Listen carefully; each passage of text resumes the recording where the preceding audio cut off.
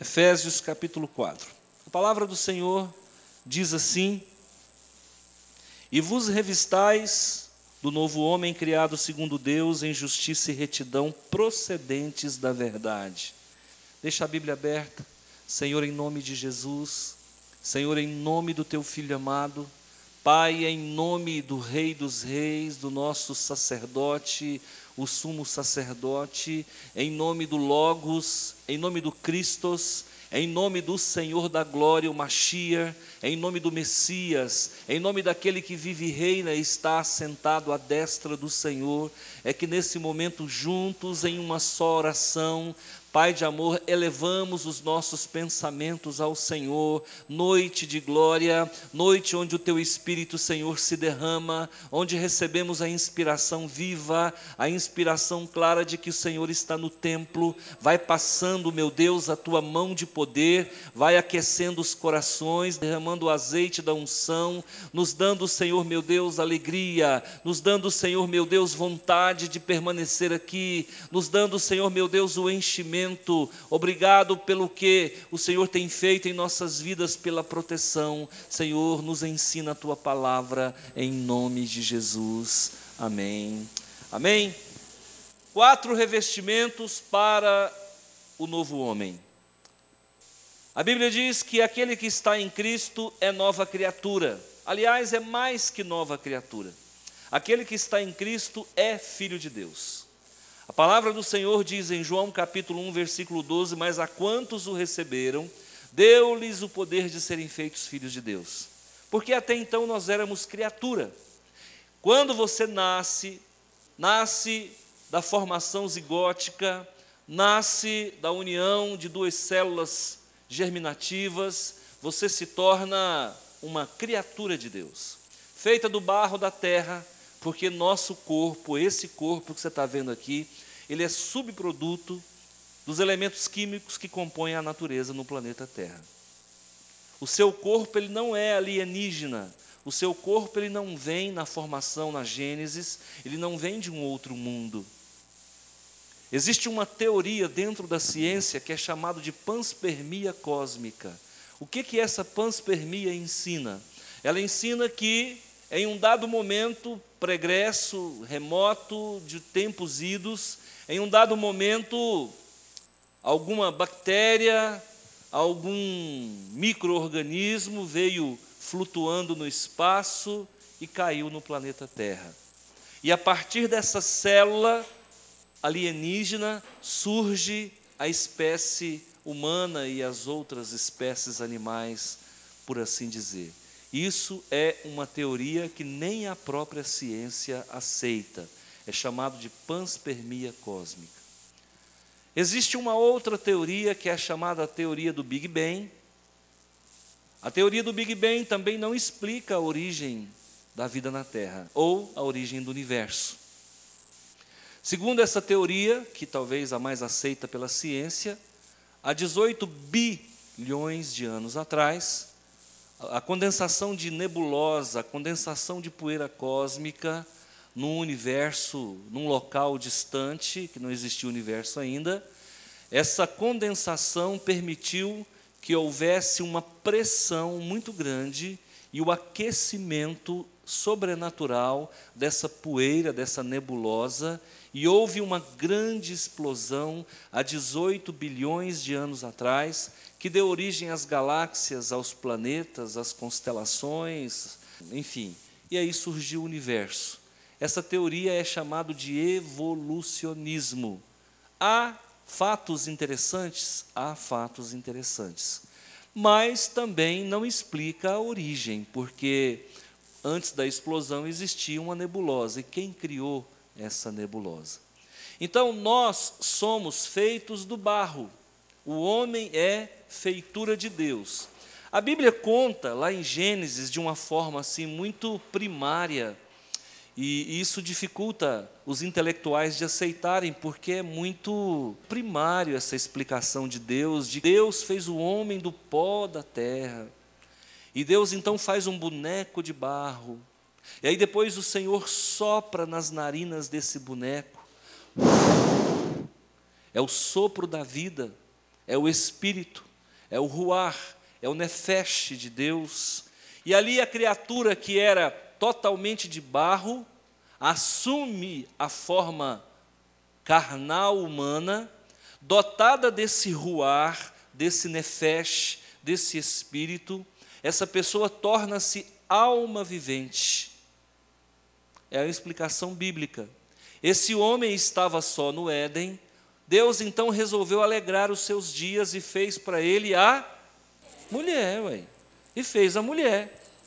E aí todos os problemas do homem, não foi eu que falei, foi vocês que falaram, e foi uma mulher que falou. Eu quero deixar bem claro que eu não, tu o dizes. Jesus fazia desse jeito, né? Ele usava a confissão da pessoa e falava, tu o dizes. Então veja bem, o homem e a mulher então começam uma saga, começa uma odisseia, começa uma aventura, começa uma história. E esse homem e mulher juntos cometem um pecado. O primeiro pecado cometido foi um pecado de casal, foi um pecado de família. E aí, o casal percebe que estava nu, fazem para si roupas com folhas de figueira, que na verdade não tampava nada, eu já falei pela manhã, e Deus então resolve promover ou prover um revestimento que funcionasse. E qual era o revestimento? O revestimento era peles de animais que pudessem cobrir a sua nudez. Quando eles são expulsos do Éden, eles estão revestidos de peles de animais. Então eu vou falar sobre isso, os 4 revestimentos de um novo homem, tá? A palavra revestir, o que significa? Vestir de novo. Revestir é vestir de novo. Quando o Senhor reveste Adão e Eva com roupas de peles de animais, Deus está vestindo de novo, porque a roupa que Adão e Eva fez não funcionou. Mas lembra-se que antes eles não tinham roupa nenhuma e estavam totalmente, mas eles não viam que estavam nus. Então eles estavam revestidos por uma virtude chamada, começa com inocência. Inocência. A inocência, ela tampa a nudez de um ser. Você já viu uma criança com 1 ano e 2 meses, 1 ano e meio, nu? Todo mundo já viu. A criança se sente envergonhada? Porque ela está revestida de um fenômeno chamado inocência. E o que falta para nós? Inocência. Nós perdemos isso. Hoje nós não somos mais inocentes.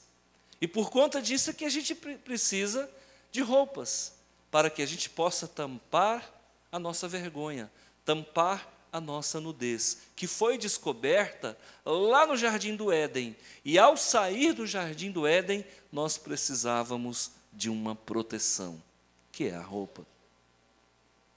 Mas quando Adão e Eva saiu do Jardim do Éden, o Senhor não só proveu roupas para eles, mas o Senhor proveu para eles condições para que eles se estabelecessem fora do Jardim do Éden. Vamos entender que essa igreja aqui agora é um Éden, amém? É um paraíso. Aqui está bom? Mas esse culto vai acabar, ou pelo menos essa reunião, ela vai acabar, sim ou não? Então você vai ter que sair. E como é que você vai sair da porta para fora? E agora? Olha, eu vou ter que sair do culto. Está quentinho, temperatura aqui 28 graus, 29 graus. Está legal aqui, bem iluminado. Você está ao lado de gente que te ama. Você está na cobertura do Espírito Santo de Deus. Mas você vai ter que sair para a lida. Você vai ter que sair para a aventura que te espera, porque a segunda-feira é brava. Segunda-feira ela é difícil. E quando você vencer a segunda, vem uma terça. Então, durante toda a semana, você vai precisar estar revestido. E como é que você vai fazer para vencer essa semana? Você que é novo homem em Deus, você precisa de 4 revestimentos. Aí fora tem bala perdida, aí fora tem assaltante, aí fora tem sequestrador, homens bêbados, aí fora tem relâmpago descendo, cortando de um lado para o outro. Então você precisa de uma proteção. E o que eu, como ministro da palavra, proponho? Proponho para você, profetizo em Cristo Jesus, proteção para a tua vida. Quando o doutor Jenner descobriu a vacina, ele descobriu através da inoculação do agente causador da varíola. Ele usou uma criança como laboratório e ele inocula nessa criança o veneno da varíola bovina, que era uma varíola benigna, que não matava, mas que gerava pústulas. E naquela época a varíola matava muito. Era a doença que o povo tinha medo de falar o nome. Hoje a varíola está, graças a Deus, erradicada. Todos que aqui estão imunizados, revestidos pelos anticorpos que combatem o vírus da varíola. Quando o doutor Jenner, então, tentando descobrir um remédio eficaz para combater a varíola, ele teve uma ideia de inocular numa criança, fez de uma criança um laboratório. Ele inocula naquela criança algumas gotas de pus contendo o vírus da varíola. E a criança ficou febril, teve todo aquele processo pré-inflamatório que a varíola causa, mas não chegou a óbito. Depois ele achou que estava pouco, ele chama de novo a criança e faz um segundo experimento, e inocula naquela criança, agora não o vírus da varíola boazinha, mas o vírus da varíola letal. Ao inocular naquela criança o vírus da varíola, dias depois, ele percebe que a criança nem sequer ficou febril. A criança estava vacinada. Como ele usou o veneno tirado da pústula de uma vaca, a palavra vacina vem de vaca. Então, quando você está sendo vacinado, você está recebendo uma vaccínia, algo relacionado à vaca. Você está blindado. Qual é a vacina que nós queremos colocar em você hoje? É a vacina que vai te garantir, não é só uma semana de vitória, não. A vacina que nós queremos colocar em você é uma vacina espiritual que vai blindar você contra os ataques do inimigo. Tudo que o maligno quer é ter acesso à sua mente. Nós temos alguns portões de entrada na nossa vida. Nós temos aberturas que permitem um patógeno qualquer, um agente infeccioso qualquer, entrar no teu corpo, mas existem aberturas na nossa compleição física que permite a entrada de forças espirituais. Por exemplo, os olhos são a janela da alma. Pelos olhos, muita coisa ruim pode entrar no nosso ser, na nossa psique, na nossa alma, na nossa nefesh, no nosso ruar, no nosso espírito. Por favor, gente, me permita falar desse jeito, porque nós não somos alunos primários. Nós somos uma igreja que temos 2º grau e graduação. Podemos falar no nível melhor, amém? Por favor, isso aqui não é nada que você possa estranhar. A gente tem que trabalhar num nível mais acessível, um nível mais elevado. Então, os seus olhos, eles são abertura para que, muitas vezes, forças ocultas tenham acesso à sua alma, à sua mente. A boca também é portão de entrada. As narinas também são portões de entrada. Os poros do nosso corpo também são portões de entrada através das glândulas sudoríparas ou das glândulas sebáceas. Nós temos portões de entrada por todo o corpo. Agora, qual que é o trabalho do Evangelho? Qual que é o trabalho da Bíblia? Conceder para você uma mente totalmente imunizada. Fechar a tua mente para as coisas deste mundo. Uma pessoa que tem acesso a uma cena pornográfica, aquilo corrompe a mente da pessoa, e a pessoa começa então a desenvolver hábitos pornográficos.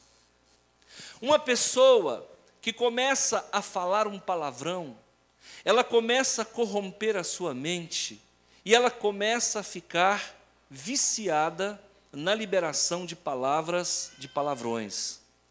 Uma pessoa que usa droga, que seja uma única vez, causa um estrago na mente tão miserável que a pessoa se torna dependente daquele prazer.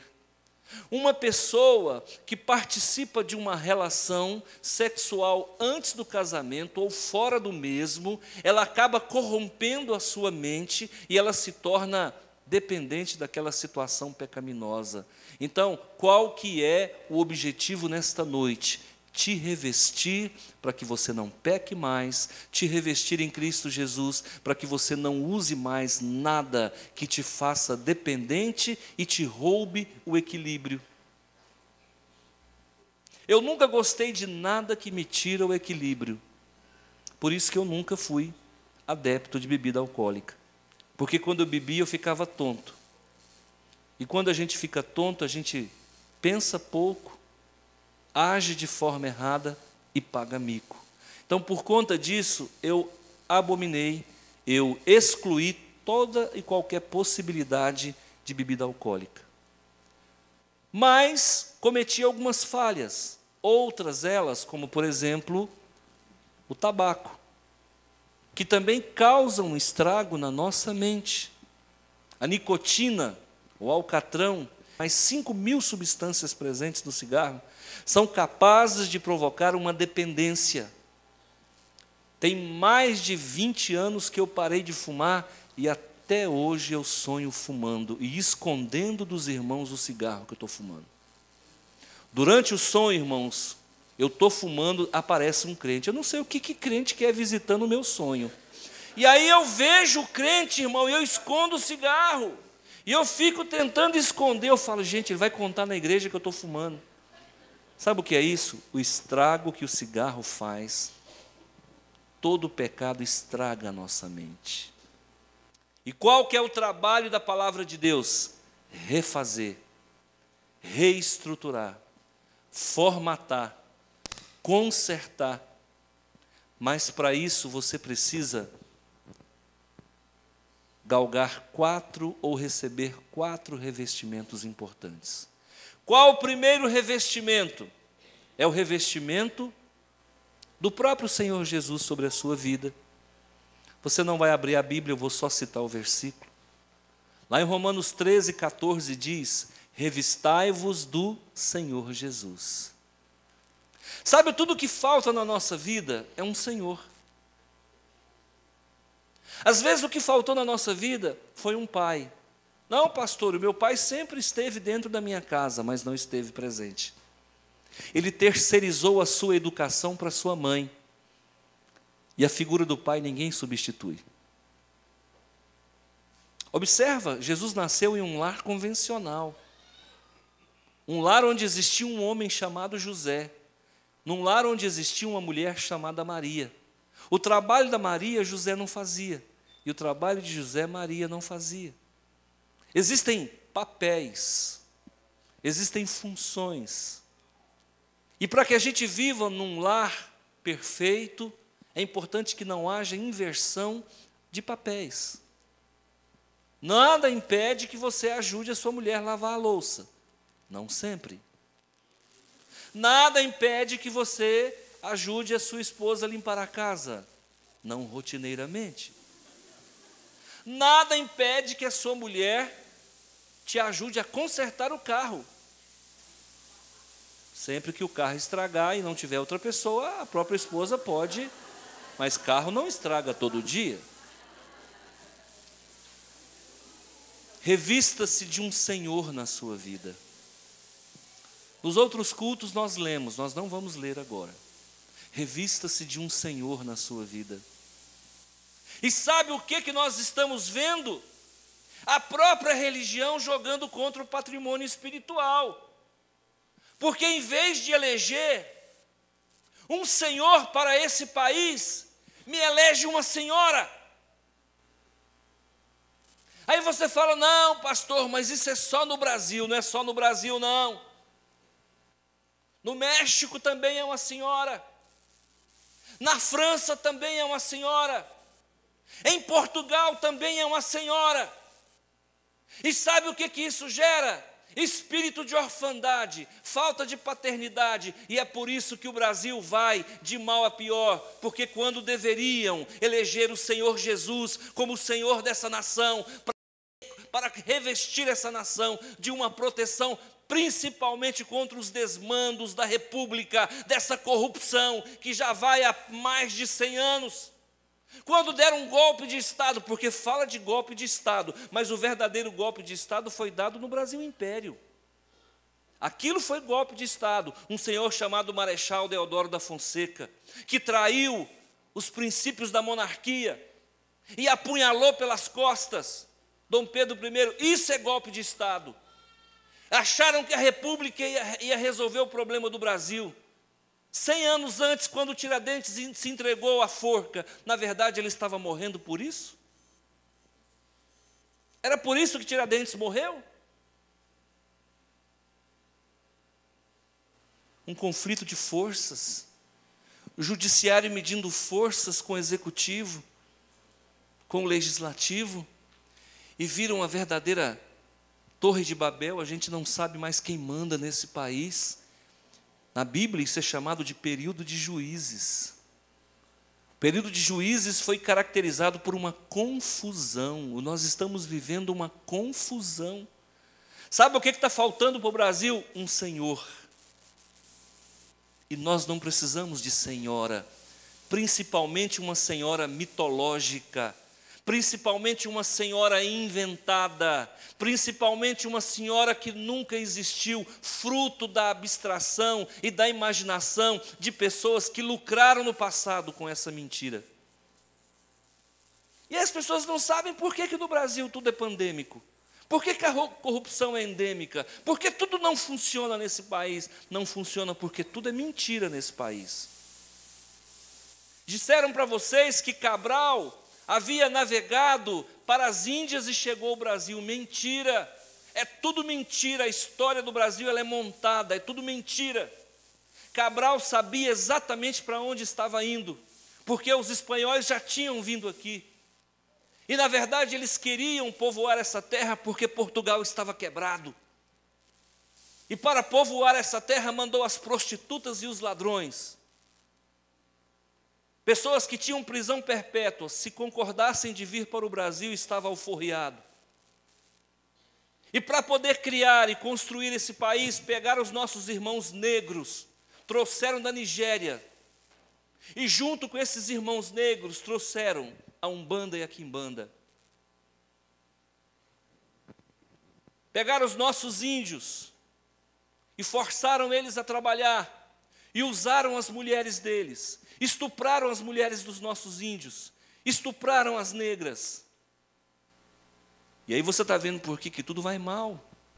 Porque a nossa história é recheada de mentira, a nossa história é recheada de maldade, a nossa história é recheada de covardia. Aí falam de golpe de Estado. Golpe de Estado foi o que fizeram com a monarquia brasileira. Falta revestimento. Cabral descobriu, mas não cobriu. Por isso que chove aqui. É porque nós estamos sem cobertura espiritual. Aí vem um movimento evangélico que deveria sacudir os alicerces dessa nação, e os próprios líderes desse movimento carregam dinheiro na mala. Os próprios líderes desse movimento evangélico estão lá se corrompendo. PSC, Partido Social Cristão, envolvido em um monte de coisas aí. Eu pergunto para vocês, é isso que é cristianismo? Falta Senhor na vida do povo brasileiro. Falta Senhor na nossa vida, nós precisamos de um Senhor. Revista-se do Senhor Jesus. Quem é o teu Senhor? A quem você obedece? Para quem você bate continência? Quem é o teu Senhor? Quando você ora, a quem você chama? Quando você passa por uma dificuldade, a quem você chama? O romanismo nos ensinou a chamar Nossa Senhora. E é comum as pessoas virem para uma igreja cristã evangélica e ainda ficam com um cesso de Nossa Senhora. Eu mesmo fui um dos que fiquei. Aí com o tempo eu parei de falar Nossa Senhora e passei a falar só Nossa. Aí eu vi que o Nossa também era pecaminoso, eu falava Nó. Hoje eu aprendi a falar Jesus. Sabe o que é isso, irmão? É o consciente coletivo do brasileiro que está danificado pela idolatria. Nós não precisamos de senhora, não, nós precisamos de Senhor. No México também elegeram uma senhora, Guadalupe. Puxa vida, trocando, tirando Jesus e colocando alguém que não tem o poder e a autoridade e a divindade que Jesus tem. Na França, tiraram Jesus e colocaram Fátima. Em Portugal, tiraram Jesus e colocaram Lourdes. Eu pergunto, uma religião séria faz um negócio desse? Uma religião séria gera esse espírito de orfandade no coração do povo? Nós não precisamos de senhora, nós precisamos de um Senhor. Revista-se do Senhor Jesus na tua vida. E a Bíblia fala aqui com retidão, a Bíblia aqui fala aqui com justiça, e a Bíblia fala aqui com verdade. Chega de mentira, país de mentira. País de mentira, nós estamos colhendo o fruto das nossas mentiras. O Brasil não foi descoberto por acaso. Quando o Cabral chegou aqui, ele sabia para onde ele estava indo. E a sua viagem, que durou quase 90 dias, na verdade ele sabia que estava chegando na costa da América do Sul. Parar com mentira. Não caiu de paraquedas aqui não. Ele já sabia que os espanhóis conheciam essa terra. E por estar presente na Península Ibérica, ali nas costas da Europa, ficava fácil chegar no Brasil, atravessar o Atlântico. Chega de mentira. E é por isso que nada funciona nesse país, porque tudo é em cima de mentira. Aqui fala que é um país laico, laico coisa nenhuma. É um país onde todos os feriados são religiosos. Que país laico é esse? É o dia do Corpus Christi agora. É o dia da Aparecida, é o dia do São não sei o quê, do Santo Antônio, do São João, do São Pedro. Isso não é Estado laico não, isso é mentira. A religião oficial da República Brasileira é o catolicismo. Parar com essas mentiras, é isso que eu não suporto nesse país. É preciso falar a verdade, alguém tem que esbravejar, alguém tem que peitar esse império de mentira. Revista-se do Senhor Jesus, amém? Você é um novo homem, revista-se do Senhor Jesus. Não aceite a mentira entrar na sua casa. Eu deixei Papai Noel entrar na minha casa, eu tenho vergonha. Eu deixei a Xuxa entrar na minha casa, eu tenho vergonha. Tenho vergonha. Eu queria poder voltar no tempo, porque essas mentiras não fazem parte da nossa história, da nossa vida cristã. Segundo revestimento que nós precisamos é o revestimento da couraça da fé. A partir do momento que você é filho de Deus, você precisa de fé, cara. Onde é que está a sua fé? Você passa por um problema, você dá faniquito. Onde é que está a sua fé, cara? As coisas começam a ficar meio descontroladas, você já quer jogar a toalha. Você já começa a entrar em descontrole emocional, em descompasso cardíaco. Que fé é essa? Não tem couraça nenhuma. Quando fala de couraça da fé, em 1 Tessalonicenses capítulo 5, versículo 8, está falando que a fé que Deus colocou no teu coração, ela tem que te envolver. O seu tórax, ele tem que estar guardado, não é pelas costelas, não. O seu tórax tem que estar guardado, não é pela pleura do pulmão, não. O seu tórax tem que estar guardado, não é pelo diafragma que te ajuda a respirar. O seu tórax tem que estar guardado, é por uma couraça de fé. E venha o que vier, ainda assim você continua tendo fé. É crer contra a esperança. É quando tudo parece que vai dar errado, ainda assim você diz, o meu Redentor vive. E se Ele quiser me livrar, Ele me livra. Se Ele não me quiser, eu sofro dano. E isso é fé, irmão. Até para morrer a gente tem que ser homem. Até para morrer a gente tem que dar bom testemunho. Couraça da fé, como é que vai a sua fé? Tem Deus demais, o que falta é fé. É o Deus para os endividados. Santa Edviges, Deus dos endividados. É o Deus do casamento. E parece que esse Deus ele não está muito bom não, porque a mulherada e a rapaziada não está casando não.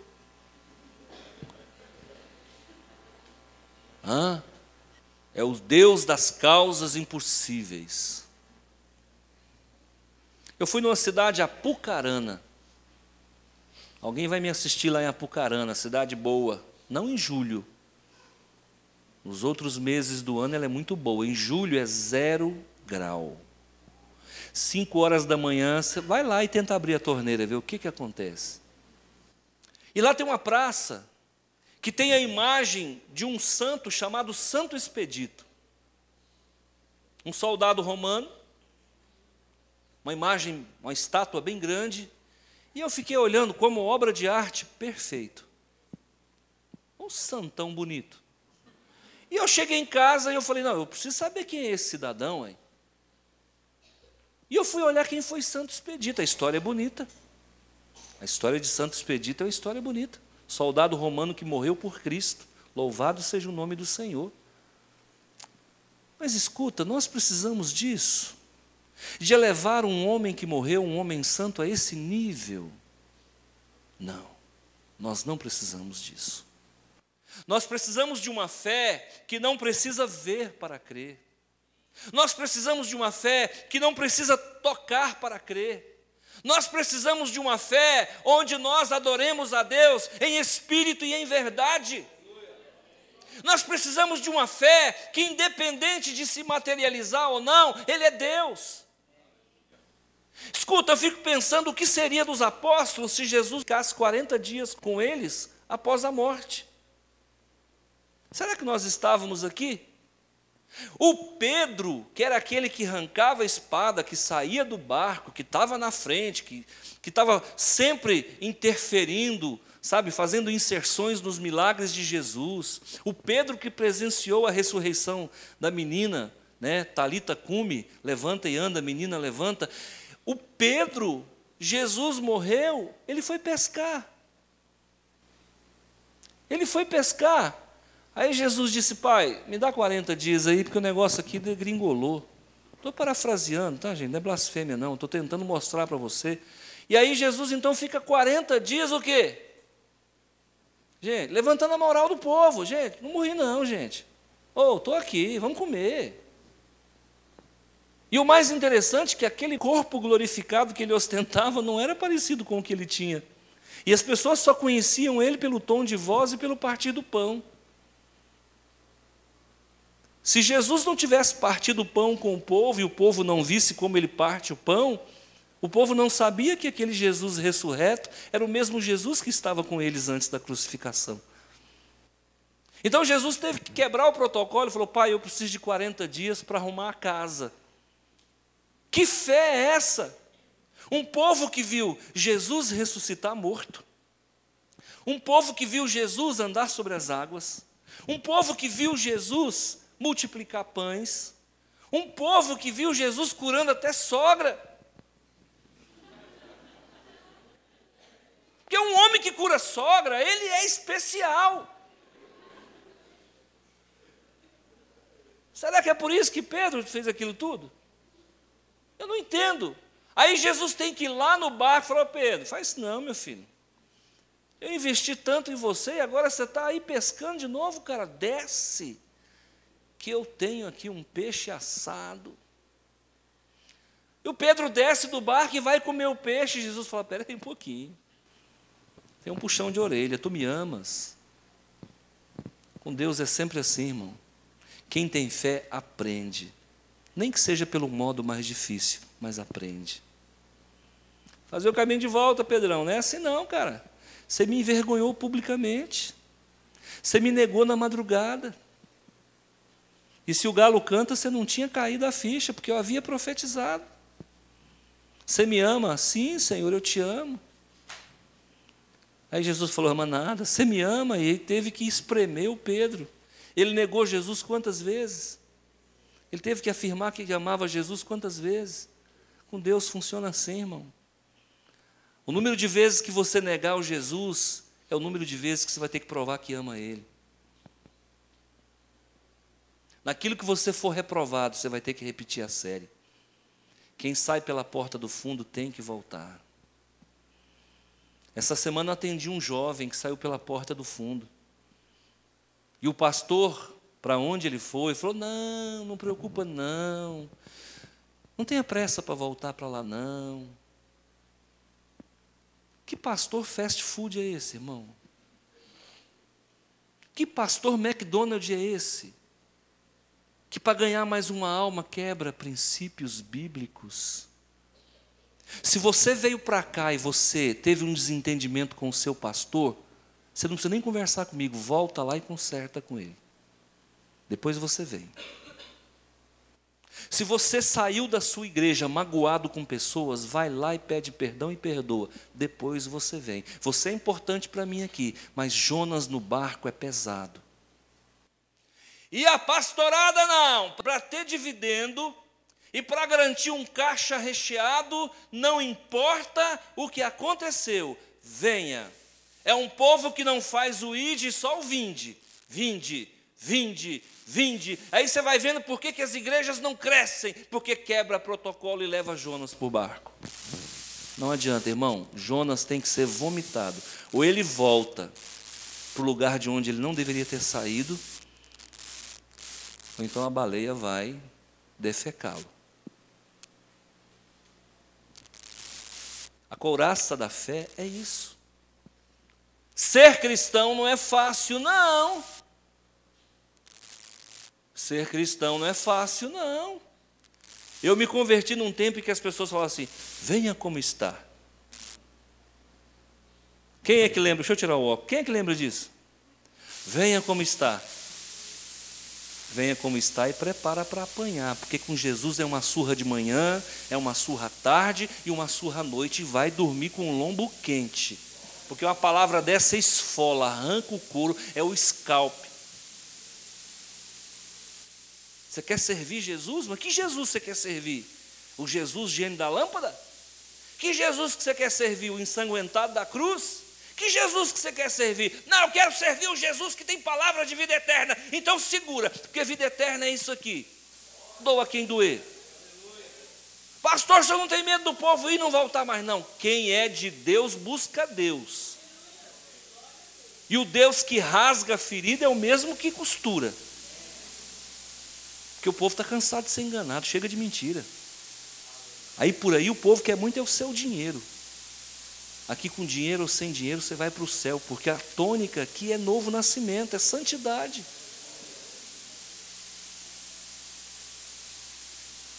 Qual é o primeiro revestimento? Senhor Jesus. Chega de senhora. Segundo revestimento, couraça da fé. Onde é que está a sua fé? Que fé é essa?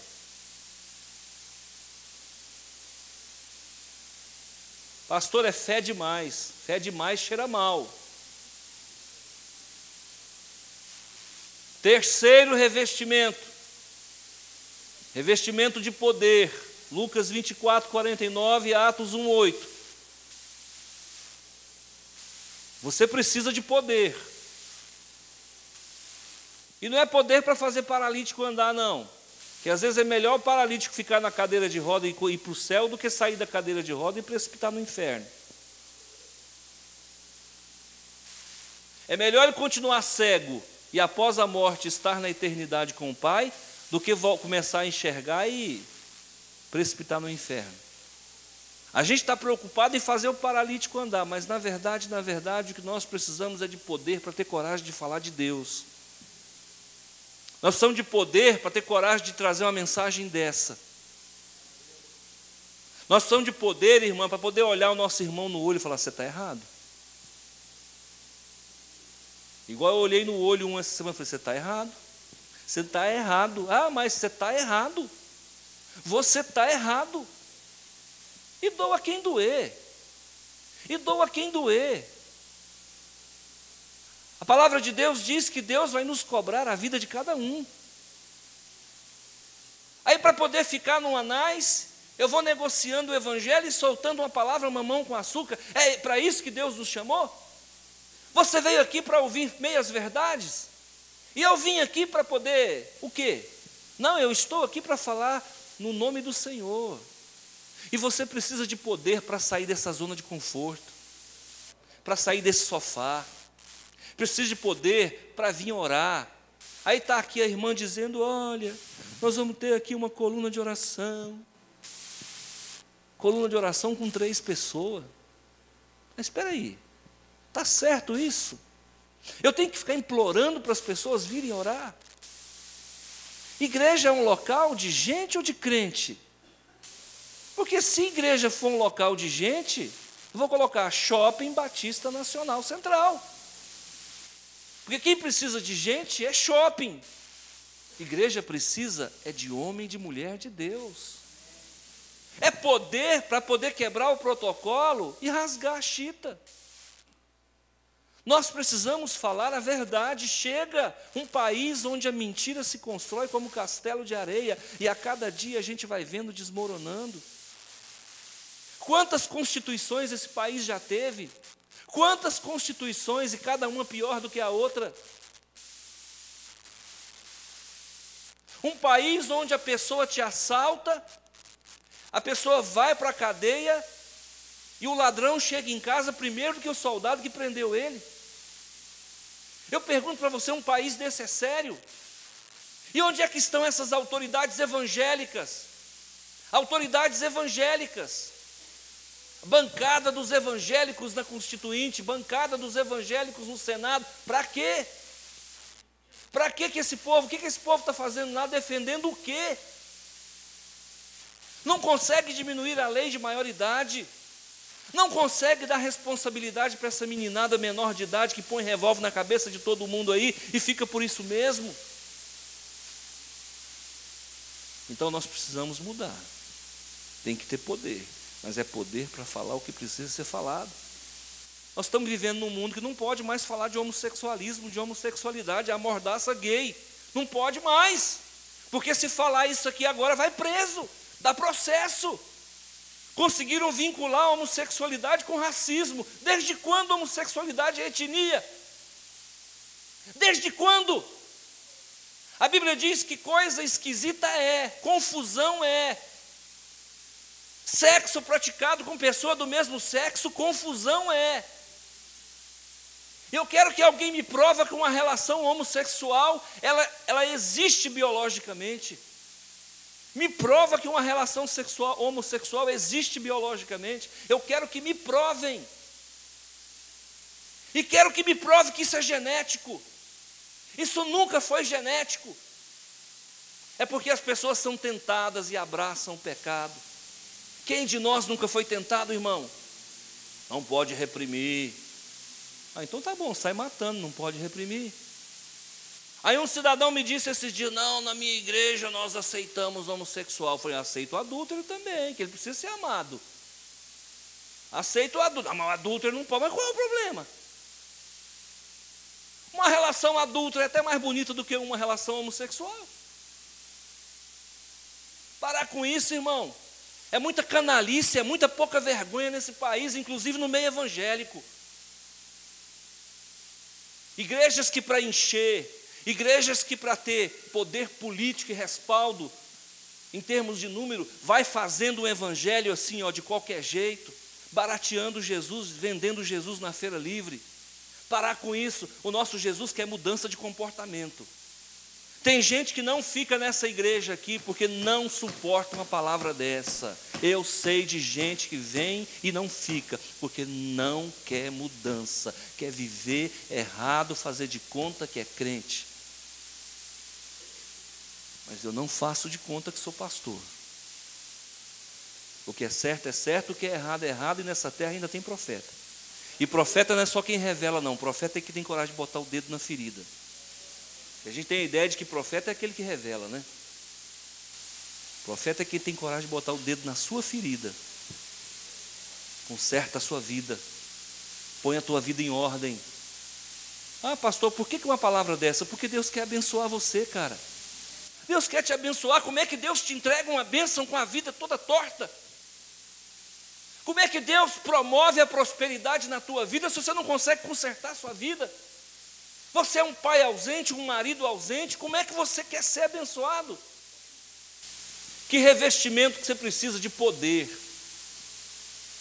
Poder, inclusive, se libertar de você mesmo. Porque Deus nos liberta do demônio e de nós. Quem liberta a gente mesmo? Porque nós moramos dentro de si mesmo. Quarto revestimento é a armadura de Deus. Quarto revestimento, diga comigo, a armadura de Deus. Quem quer a armadura de Deus?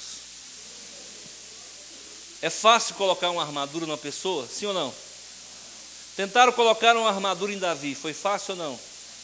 Davi não dava conta de sair do lugar. A armadura não cabia, o defunto era maior. Pastor, eu quero a armadura, mas a armadura vai encaixar em você, irmão? Presta atenção.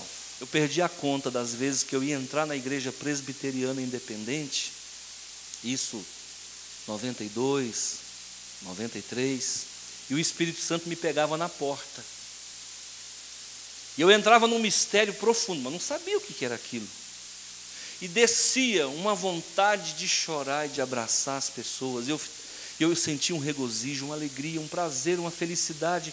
Eu encostava na pilastra do templo, do lado de fora, e ficava assim, segurando, amando aquela pilastra. Irmão, era um negócio que vinha de outro mundo. Eu falava, gente, como é que essa pilastra, como é que eu amo tanto essa pilastra? O amor de Deus é tão grande que me fazia amar uma pilastra.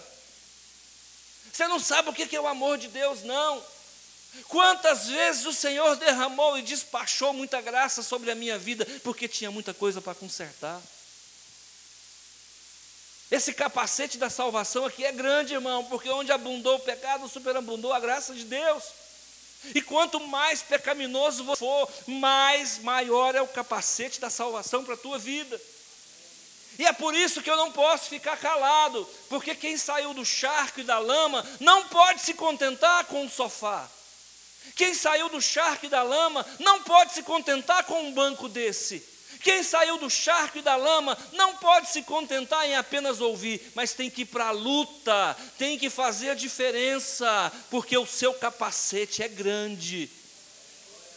A gente quer o capacete da salvação, mas pega um capacete da salvação de criança e quer botar na cabeça, não funciona. Então, Senhor, coloca em mim o cinto da verdade. Mas você aguenta a verdade, irmão? Senhor, eu quero a armadura de Deus, o revestimento da armadura. Coloca em mim o cinto da verdade. A verdade hoje é para você se posicionar. A verdade hoje é para você sair da zona de conforto. A verdade hoje é para você me ajudar a construir essa igreja aqui. Essa é a verdade. A verdade hoje é para você parar de roubar de Deus. A verdade hoje é para você ganhar 1.000, não devolver só 50, não. A verdade hoje é que se você não rouba no dízimo, às vezes você rouba na oferta. A verdade hoje, irmão, é que você precisa entender que isso aqui vai ficar para os meus filhos, para os meus netos e para os seus também.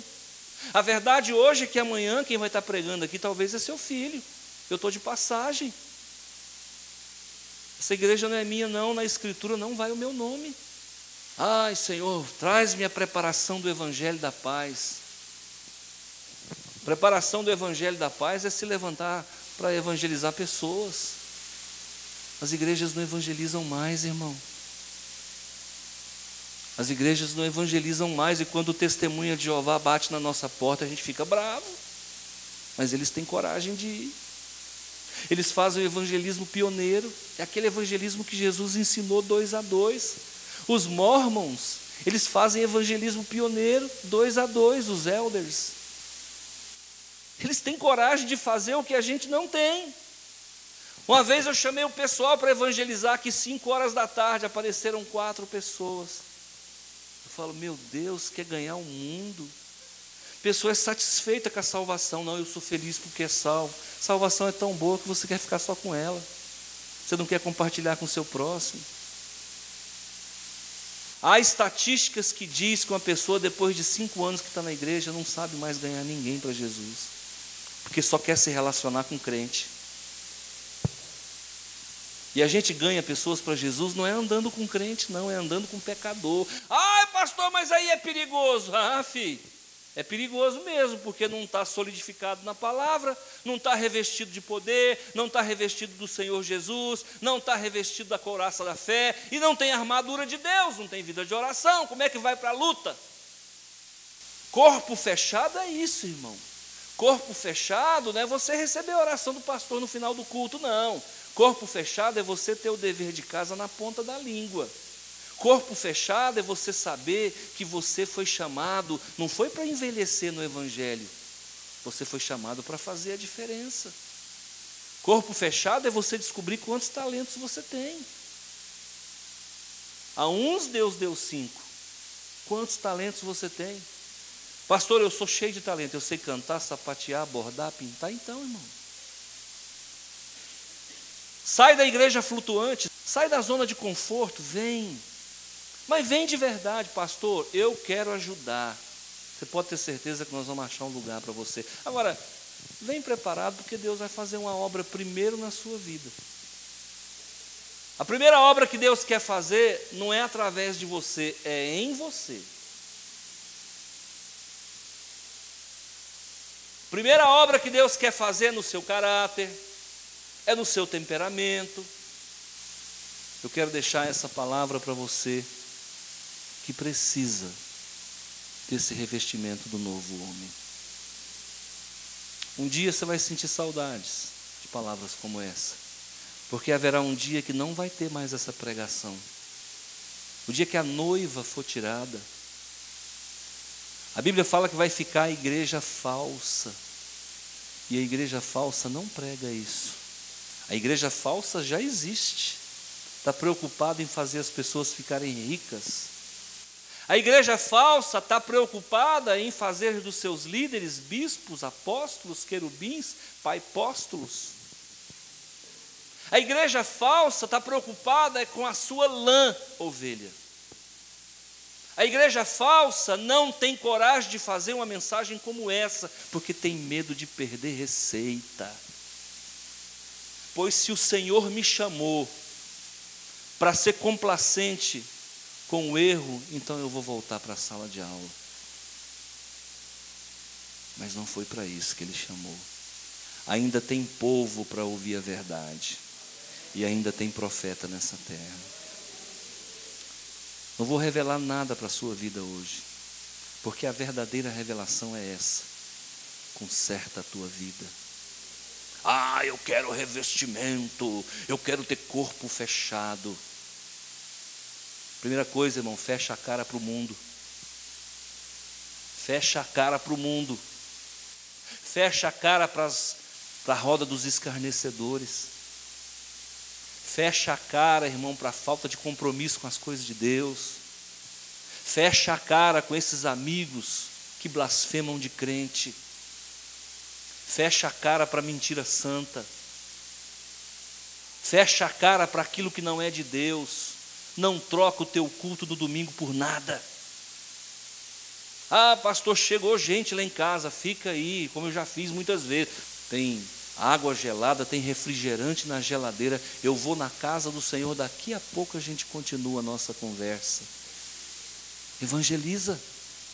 Mostra para as pessoas a importância da igreja e mais de Deus na sua vida. Não viaje sem pedir oração, sem falar com a tua liderança, com o teu líder imediato. Não pega uma rodovia dessa aí, sai doido não.